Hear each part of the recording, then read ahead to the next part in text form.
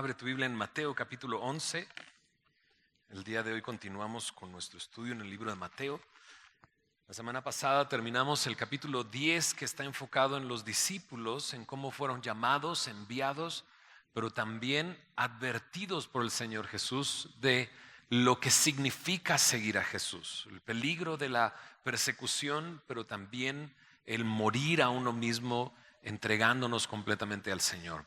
Y el día de hoy vamos a continuar con el capítulo 11, veremos 19 versículos, así es que ¿por qué no oramos y ponemos este tiempo en manos de nuestro Dios? Señor, gracias por tu palabra. Ponemos este tiempo en tus manos, Señor, rogándote que tú hables a nuestra vida, que tú transformes nuestras vidas con el poder de tu Espíritu, Señor. Guíanos durante este tiempo, te lo pedimos en el nombre de Jesús. Amén. ¿Qué hacer cuando dudamos? ¿A quién acudir? Miren lo que hace Juan el Bautista cuando comenzó a dudar. Miren lo que dicen los primeros 6 versículos. Vamos a ver hasta el versículo 19, pero vamos a leer la primera parte. Dice así: cuando Jesús terminó de dar instrucciones a sus discípulos, a sus 12 discípulos, se fue de allí a enseñar y a predicar en las ciudades de ellos. Y al oír Juan en la cárcel los hechos de Cristo, le envió 2 de sus discípulos para preguntarle: ¿eres tú aquel que había de venir o esperaremos a otro? Respondiendo Jesús les dijo: id y haced saber a Juan las cosas que oís y veis. Los ciegos ven, los cojos andan, los leprosos son limpiados, los sordos oyen, los muertos son resucitados y a los pobres es anunciado el evangelio. Y bienaventurado es el que no halle tropiezo en mí. A manera de introducción, el primer versículo nos recuerda aquellas cosas que hemos visto ya en el pasado cuando cierra una porción. Por ejemplo, antes de entrar a Mateo 5 al 7, que es el Sermón del Monte, vimos algo parecido. Al final del capítulo 7 también algo parecido, y ahora lo volvemos a repetir aquí. Después de que Jesús dio instrucciones a sus discípulos, continuó enseñando y predicando en las ciudades de ellos, dice ahí. Su principal labor, la enseñanza. Hemos visto esto en este evangelio, ¿verdad? Hemos visto momentos en que Jesús enseña y momentos en que Jesús hace milagros demostrando el poder que había en él. Lo hemos visto así, lo hemos visto teniendo poder sobre el pecado, sobre la muerte, lo hemos visto tener el poder sobre la enfermedad, sobre el reino espiritual, sobre el reino natural. Y después de la enseñanza y las instrucciones que les dio, ahora Jesús está continuando, enseñando y predicando en las ciudades de ellos. Pero sucede algo. En el versículo 2 dice: y al oír Juan en la cárcel los hechos de Cristo, le envió 2 de sus discípulos. ¿Quién es este Juan? Bueno, este Juan es conocido como Juan el Bautista. Es aquel que nació de Elizabeth y Zacarías, siendo Elizabeth estéril. Tenemos todo un capítulo en Lucas 1 sobre el anuncio del nacimiento de Juan el Bautista a través de Zacarías y toda su historia de su nacimiento. Nos damos cuenta que él es familiar de Jesús, su primo, pero no es la primera vez que lo vemos en el Evangelio de Mateo. En Mateo capítulo 3, mira, acompáñame, Mateo 3, los primeros versículos, encontramos ahí a Juan el Bautista. En aquellos días vino Juan el Bautista predicando en el desierto de Judea y diciendo: arrepentíos porque el reino de los cielos se ha acercado. Vamos a conocer un poquito su historia para entender el contexto en el que él está y la pregunta que va a hacerle a Jesús. Bueno, aquí nos damos cuenta que es un hombre que predicaba en el desierto, un hombre que llamaba al arrepentimiento. Incluso dice en el verso 3, dice, es aquel de quien habló el profeta Isaías. Esto lo está diciendo Mateo. Mateo está diciendo: el profeta Isaías dijo estas cosas: voz del que clama en el desierto, preparad el camino del Señor, enderezad sus sendas. Entonces Mateo está identificando a Juan el Bautista como esa voz. Verso 4: y Juan estaba vestido de pelo de camello y tenía un cinto de cuero alrededor de sus lomos, y su comida era langosta y miel silvestre.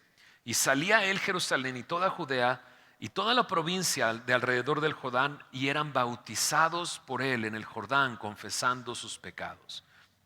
Por eso se le conoce como Juan el Bautista, porque invitaba al bautismo confesando sus pecados, llamando al arrepentimiento. Así lo conocimos a Juan en Mateo capítulo 3.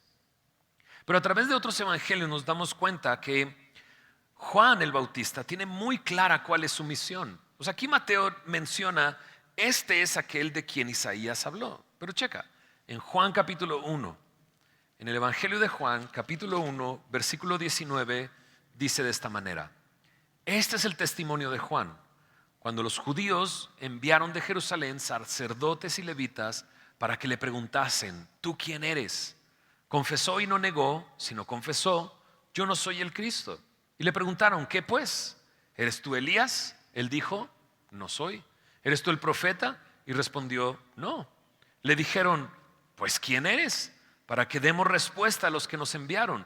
¿Qué dices de ti mismo? Y dijo: yo soy la voz de uno que clama en el desierto: enderezad el camino del Señor, como dijo el profeta Isaías. Y los que habían sido enviados eran de los fariseos, ¿no? Y le preguntaron y le dijeron: ¿por qué pues bautizas si tú no eres el Cristo, ni Elías, ni el profeta?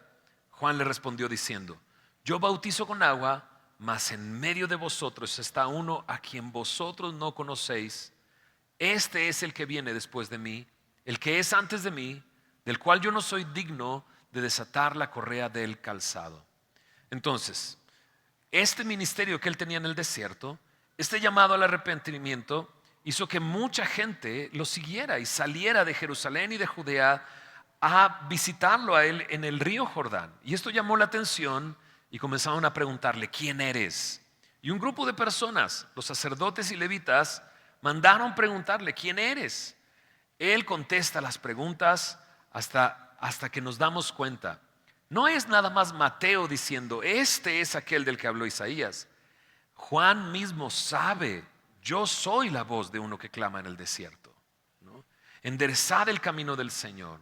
Es un precursor. ¿De quién? Pues él mismo lo dice: entre ustedes hay uno que no conocen, y él viene después de mí. Entonces Juan el Bautista está actuando como precursor del Mesías, del Cristo. Es más, puede identificar claramente quién es. En Juan 1:29, 2 versículos más adelante, dice: al siguiente día vio Juan a Jesús que venía a él y dijo: he aquí el Cordero de Dios que quita el pecado del mundo. Juan el Bautista pudo reconocer claramente a Jesús como aquel Cordero de Dios que quita el pecado del mundo, haciendo referencia a todos estos sacrificios que había en el Antiguo Testamento para ponerse a cuentas con Dios, que cubrían el pecado. Pero aquí vino aquel que es el Cordero de Dios, que viene a quitar el pecado del mundo. Juan sabe quién es, Juan sabe a qué ha venido, y Juan sabe quién es Jesús. Ahora, en nuestra historia, dice ahí, al oír Juan en la cárcel los hechos de Cristo, le envió 2 de sus discípulos. ¿Qué está haciendo Juan el Bautista en la cárcel? Acompáñame a Lucas capítulo 3, para enterarnos por qué está en la cárcel Juan. Lucas 3, en el versículo 15, dice de esta manera: como el pueblo estaba en expectativa, preguntándose todos en sus corazones si acaso Juan sería el Cristo. Me llama la atención esta frase: el pueblo tenía una expectativa, estaba expectante, y en su corazón se estaba preguntando: ¿será Juan el Cristo? Verso 16: respondió Juan diciendo a todos: yo a la verdad os bautizo en agua, pero viene uno más poderoso que yo, de quien no soy digno de desatar la correa de su calzado. Él os bautizará en Espíritu Santo y fuego.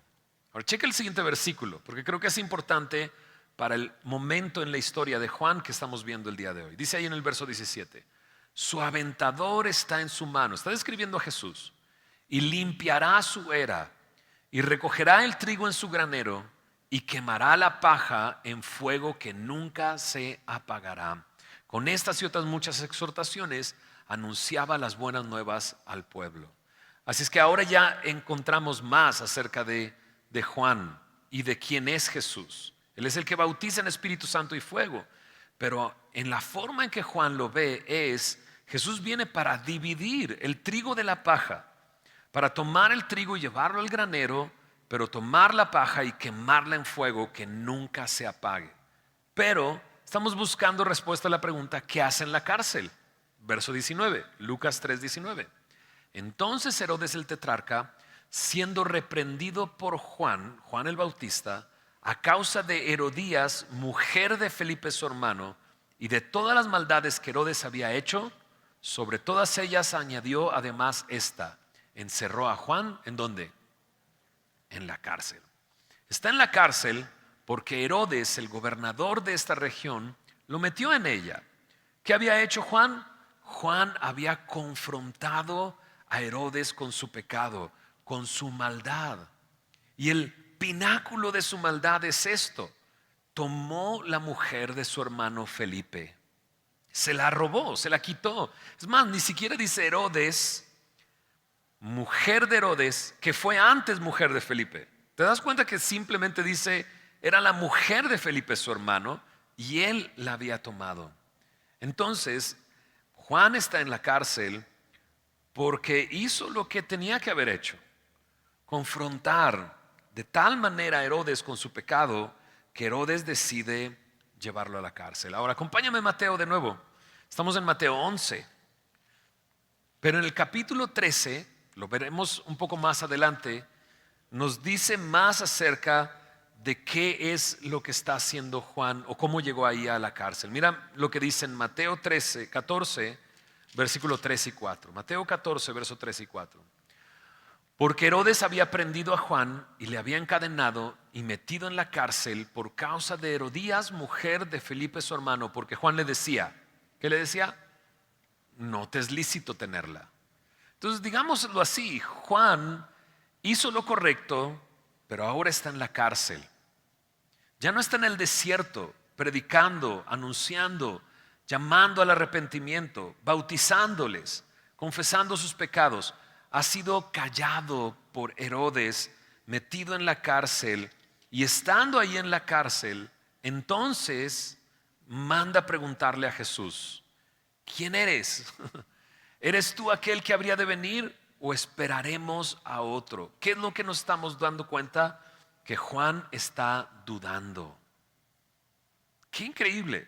Una persona que sabe quién es él, que sabe cuál es su misión, que sabe quién es Jesús, que sabe qué es lo que Jesús vino a hacer, está dudando. Y está dudando haciendo esta pregunta: ¿eres tú o esperaremos a otros? Ese Juan que enfrentó a líderes religiosos llamándolos generación de víboras, llamándolos al arrepentimiento, que tenía muy claro cuál era su misión y quién era Jesús, él dudó. Por lo tanto, una cosa que debemos de dejar en claro: es posible que nosotros también dudemos. ¿Alguien ha dudado? ¿No? Ya conoces al Señor, ya sabes quién es, ya sabes lo que Dios te ha llamado a hacer, pero ¿dudas? Un comentarista dice: el creyente más firme puede debilitarse y tambalear. ¿Qué es lo que está haciendo dudar a Juan? ¿Te acuerdas del versículo que te dije? Este versículo es importante. Su aventador está en su mano. ¿Recuerdas? Separar el trigo, separarlo del el grano de la paja. El grano lo lleva a su granero, pero la paja la quema en el fuego. Yo creo que Juan malinterpretó el ministerio de Jesús. Él esperaba que Jesús hiciera algo en ese momento y no lo estaba haciendo. Él estaba esperando que Él juzgara, separara. Soy parte de ese grano, ¿no? Soy el precursor del Mesías. Estoy anunciando su venida y estoy en la cárcel. Mientras tanto, la paja no está siendo quemada. Para Juan, esto le sorprende y manda a preguntar. Ahora, no está mal Juan pensando que eso es lo que vino a hacer el Mesías, porque eso es lo que vino a hacer, pero estaba perdiendo de vista que las profecías hablaban del Mesías sufriente, de aquel que vendría y cargaría el pecado de todos nosotros, que lo tendríamos como herido por Dios, molido, y que iba a recibir el castigo de nuestra paz. El Cristo que vendría a vencer al pecado y vencer a la muerte. Y Juan lo ha perdido de vista. ¿Sabes? Cuando no salen las cosas como esperamos, cuando Dios no actúa a nuestro favor, cuando no cumple nuestras expectativas, ¿qué hacemos? Creo que algunos de nosotros podríamos lamentar haber hecho esto en otro momento. Alejarnos de Dios. Entonces, ¿para qué quiero saber más de Dios si no ha hecho lo que yo espero que haga? Si no cumple con mis expectativas. Pero sabes, esta historia me muestra, por un lado, que claro, podemos dudar, el mismo Juan el Bautista dudó. Pero también, ¿qué debemos de hacer? Porque Juan el Bautista lo que hizo fue ir a Jesús, preguntarle, a través de sus dos discípulos, y dejar que Él conteste. Cuando dudamos, tenemos que buscar al Señor. Tenemos que buscar en su palabra, dejar que Él nos hable. Mira estos 4 versículos. Si quieres anotarlos, anótalos. Yo te recomendaría tenerlos cerca. Si los puedes memorizar, memorízalos, porque creo que nos pueden ayudar mucho en momentos en que llegue la duda a nuestro corazón. Isaías 50, versículo 10 dice así: ¿quién hay entre vosotros que teme a Jehová y oye la voz de su siervo? Checa lo que dice después. El que anda en tinieblas y carece de luz, ¿qué dice? Confíe en el nombre de Jehová y apóyese en su Dios. Qué buen versículo, ¿verdad? Porque hay momentos en que podemos carecer de luz, que no sabemos qué es lo que está pasando, que hay oscuridad y no sabemos cómo decidir, qué debo de hacer. Confiar en el nombre de Jehová, apoyarme en el Señor. Mira lo que dice también en Isaías 26, versículo 3. Dice ahí: tú guardarás en completa paz aquel cuyo pensamiento en ti persevera, porque en ti ha confiado. Una vez más, confiar en el Señor me va a hacer perseverar mi pensamiento en Él. ¿Y qué va a suceder? Él nos guardará en completa paz. Versículo 4, ahí mismo, Isaías 26, 4. Confiad en Jehová perpetuamente, porque en Jehová el Señor está la fortaleza de los siglos. Cuando nos tambaleamos, cuando dudamos, cuando nos debilitamos, Él es la fortaleza que necesitamos confiar en Él. Salmo 27, en el versículo 13 y 14. Mira lo que dice, Salmo 27, versículo 13 y 14. Hubiera yo desmayado si no creyese que veré la bondad de Jehová en la tierra de los vivientes. Dice ahí: aguarda a Jehová, esfuérzate y aliéntese tu corazón. Sí, espera a Jehová. Entonces anota estos versículos, si puedes memorizarlos, memorízalos. Cuando llegue la duda, esto puede ayudarte a volver a enfocarte de nuevo. Necesito confiar en el Señor. Él ha prometido guardarme en completa paz. Puedo aguardar en Él y puedo esperar en Él. Último versículo. Primera de Pedro 5, versículo 7. Primera de Pedro 5, 7. Me gusta este versículo. ¿Por qué? Porque en ocasiones, así como Juan el Bautista, quizás se sentía abandonado por Dios, pero no es así. Primera de Pedro 5, 7 dice: echando toda vuestra ansiedad sobre Él, porque Él tiene cuidado de vosotros. Él tiene cuidado de ti. Puedes echar toda tu ansiedad sobre Él. ¿Cuál es la respuesta de Jesús a estas preguntas? Jesús responde y les dice: id y haced saber mis obras. Las cosas que están descritas ahí, que ya leímos, son las cosas que hemos visto. En los capítulos anteriores vimos ciegos recibiendo la vista, sordos recibiendo la audición, leprosos siendo limpiados, muertos siendo resucitados. La hija de Jairo fue levantada del lecho de muerte. Así es que hemos visto a Jesús haciendo esto. Y lo único que está haciendo Jesús es decirle: lo que oís y veis, ve y díselo a Juan. Ahora, esto no solamente resume aquello que hemos visto en los capítulos anteriores. De hecho, cuando vimos el capítulo 8 y 9, dijimos: cada una de estas cosas nos apuntan hacia el Cristo. El reino de los cielos se ha acercado. Lo que está haciendo Mateo es decir, aquellas cosas que se habían profetizado que el Mesías, el Cristo, iba a hacer. Y aquí está Jesús diciéndole a Juan el Bautista, Isaías 35, 5 y 6, por ejemplo, Isaías 61, 1. Estos dos pasajes me hablan precisamente de esto que el Mesías, el Cristo, iba a decir. Entonces, ¿qué está respondiéndole Jesús? La palabra de Dios, aquello que él iba a hacer, ¿no? Ahora, yo sé que tú también estás pensando como yo. ¿Eres el que habría de venir o esperaremos a otro? ¿Por qué Jesús no puede contestar? Sí, soy yo. Nos da una respuesta así de simple, ¿no? Sí, soy el que estabas esperando, no te preocupes. Pero Jesús lo que hace es llevarlo a la palabra de Dios. Aun cuando nosotros de repente quisiéramos que Dios nos dijera, sí, lo que quiere es que vayamos a su palabra y observemos lo que Él está haciendo, lo que Él ha hecho en nuestras vidas, ¿no? ¿Qué es lo que Jesús está haciendo aquí? O sea, Juan el Bautista está esperando algo, tiene una expectativa de Jesús, pero Jesús está diciendo, yo estoy actuando. No es que he dejado de actuar, estoy haciendo lo que vine a hacer. ¿Dónde encuentro lo que Él vino a hacer? En la palabra de Dios.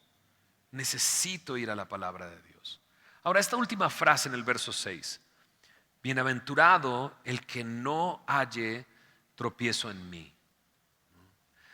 Bienaventurado aquel que no tropieza conmigo. Es lo que está diciendo. Juan era víctima de una percepción incompleta de la verdad. Otra vez, una víctima de una percepción incompleta de la verdad. Y a veces nosotros somos víctimas de eso mismo. Pensamos, Dios no está haciendo nada, pero claro, Él está haciendo. Él ha hecho en nuestra vida. Charles Spurgeon dijo acerca de este pasaje esto: bienaventurado el que siendo echado en la cárcel, siendo silenciado y que parece abandonado por Dios, puede apagar toda duda. Todo esto lo estaba viviendo Juan el Bautista, pero pudo apagar toda duda con la respuesta que Jesús vino a darle. A veces nosotros dudamos, pero veamos la siguiente parte. En el versículo 7 al 15, Jesús habla de Juan. Mira lo que dice en el verso 7. Mientras ellos se iban, comenzó Jesús a decir de Juan a la gente: ¿qué salisteis a ver al desierto?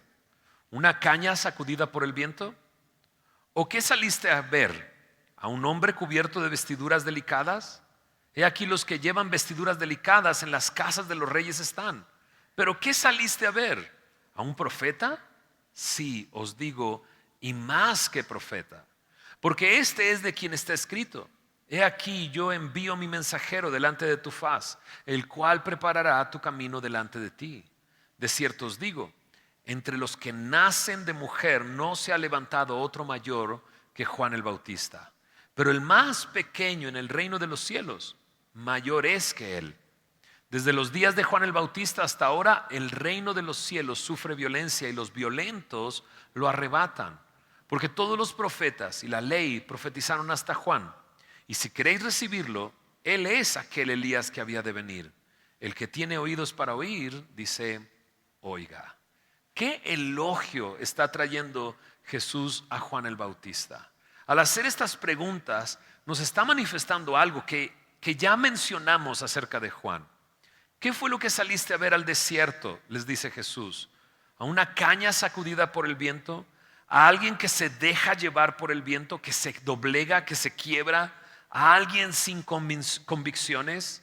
La respuesta es no. Era un hombre con convicciones firmes, un hombre que confrontó a Herodes, que confrontó a los religiosos de su época. Dice, ¿qué saliste a ver? ¿A un hombre cubierto de vestiduras delicadas? No.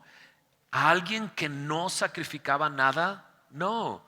Juan el Bautista vivía en el desierto, vestido de pelo de camello y de cinto de cuero, misma vestidura que Elías en Segundo de Reyes, capítulo 1, verso 8. Así se le describe a Elías, así se le describe a Juan el Bautista. No era un hombre que no sacrificaba nada, al contrario, era un hombre que dejó todo para cumplir el llamado que Dios le había hecho. Dice, ¿qué saliste a ver? ¿Un profeta? Y me encanta que Jesús dice, sí, y más que profeta. Porque no solamente Él vino para profetizar siendo precursor de Jesús el Cristo, sino que Él es el heraldo profetizado.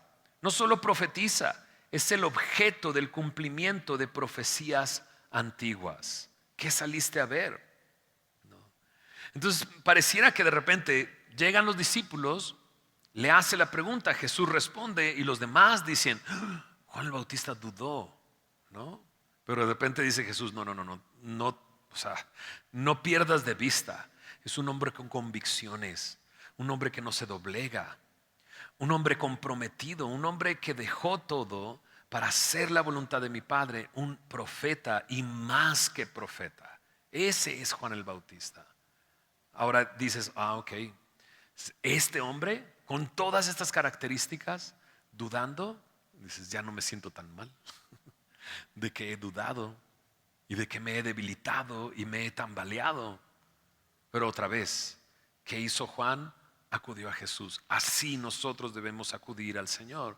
Ahora no ha terminado Jesús. Jesús dice, bueno, no hay entre los hombres nacidos de mujer otro mayor que Juan el Bautista.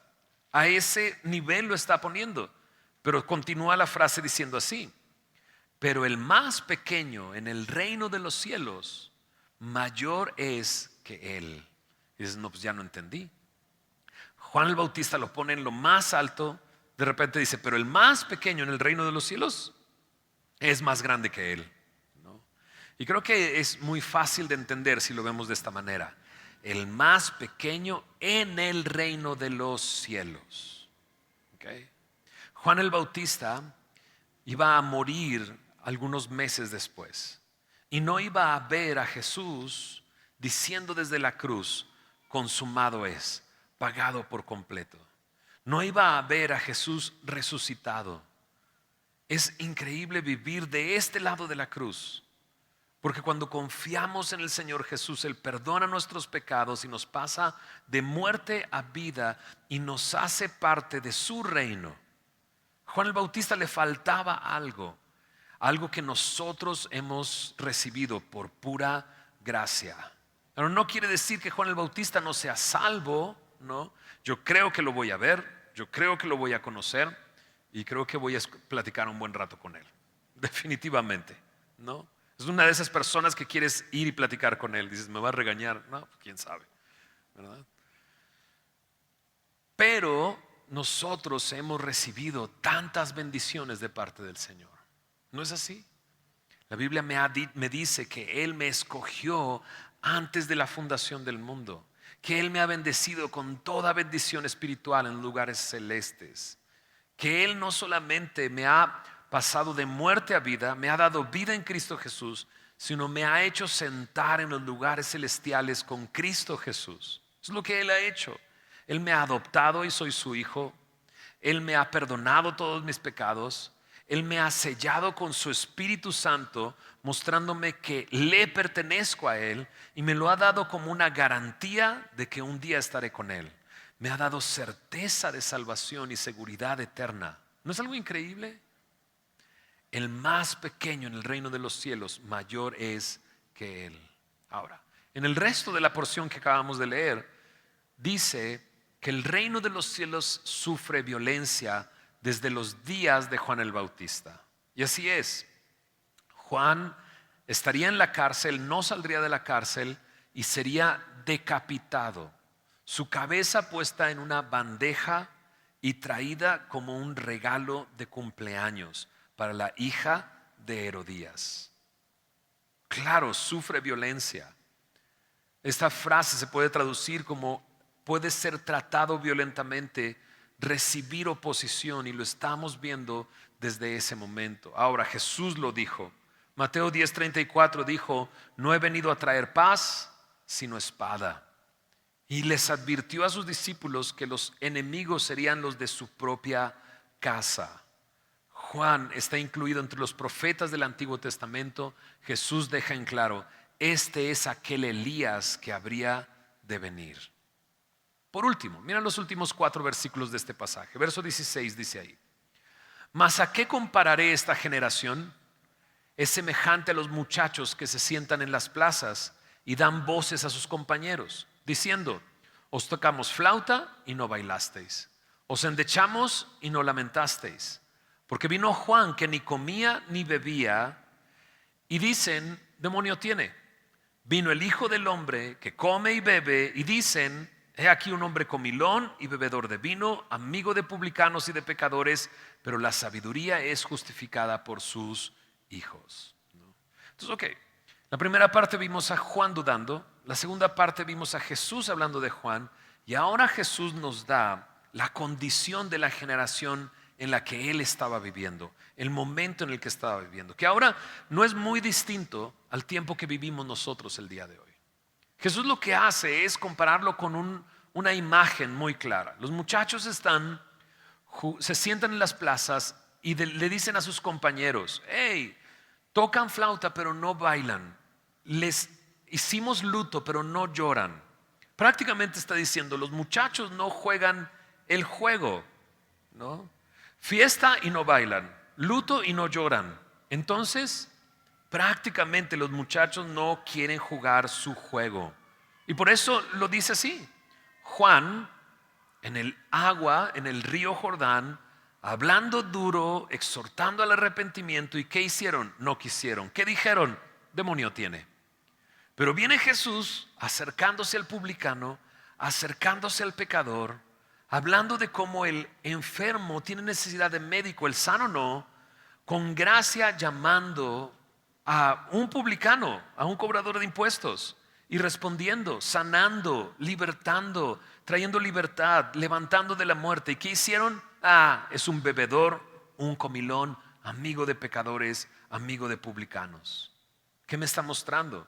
Que esta generación son niños orgullosos, endurecidos. No, cuando no salen las cosas como ellos quieren, mejor ya me voy. No quiero saber nada. Se enojan y se van llenos de orgullo. Dices: me suena, ¿no? Vivimos en un tiempo así nosotros, ¿no? ¿Cómo le llaman a eso? Generación de cristal, dicen, ¿no? Nos quejamos de la generación de cristal y nosotros también somos bien cristal, ¿no? En nuestra época nos decían jarritos de Tlaquepaque. ¿O no? ¿O qué? Sí. Nuestra generación es así.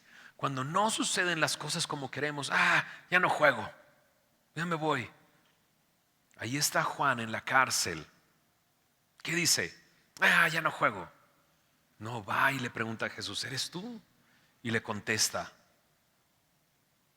aquello que el Mesías vendría a ser: bienaventurado el que no halle tropiezo en mí. Pero ¿qué hacemos nosotros cuando no salen las cosas como queremos? Agarramos nuestras canicas y nos vamos, ¿no? ¿Sí saben lo que son canicas, verdad? Sí, claro. Agarramos el trompo, nada, ¿cierto? Agarramos nuestro control de Xbox y nos lo llevamos. ¿Qué hacemos? ¿Qué hacemos? ¿No? Ellos pareciera que no tienen ni de una ni de otra. Viene él hablando duro, demonio tiene.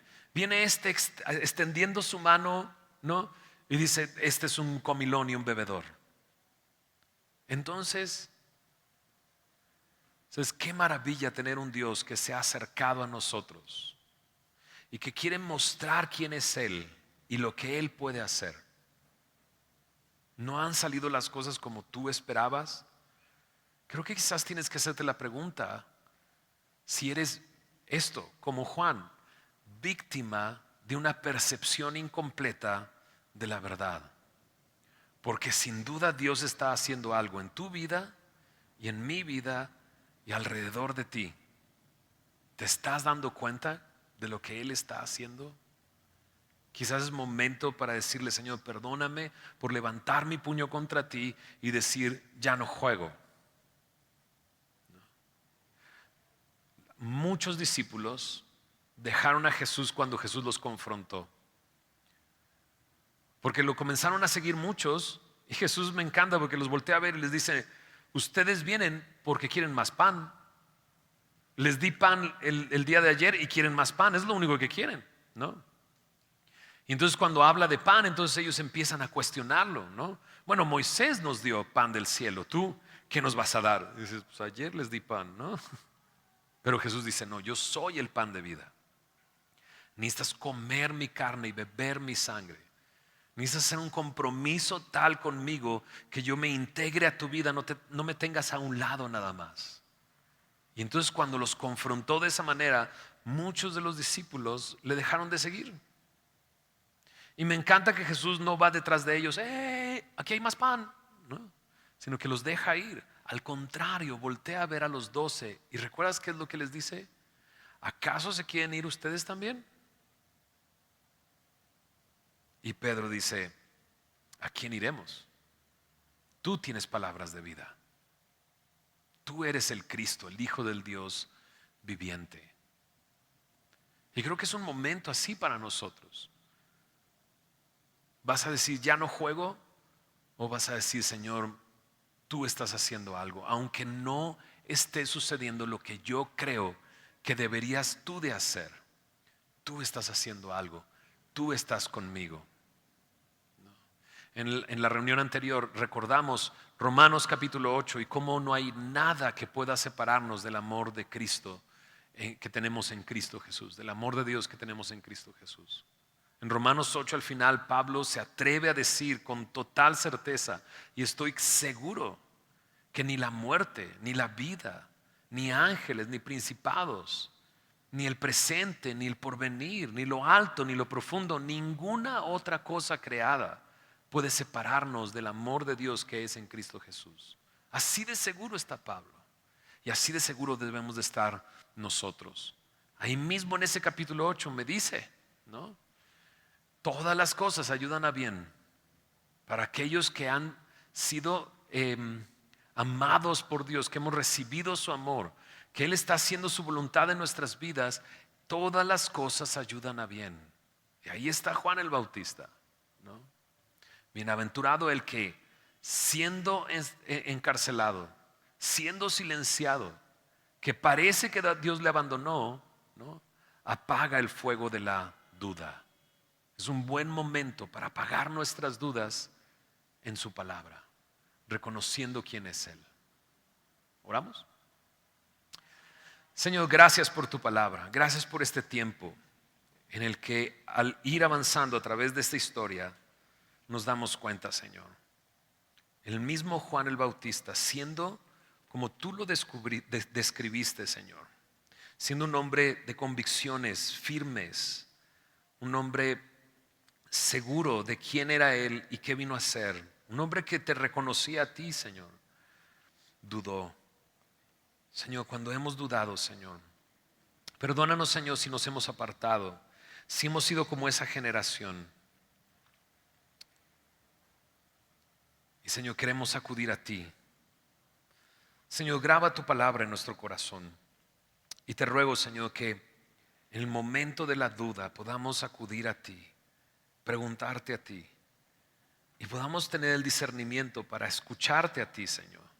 Que nos guíes a tu palabra, Señor, que podamos conocerte un poco más.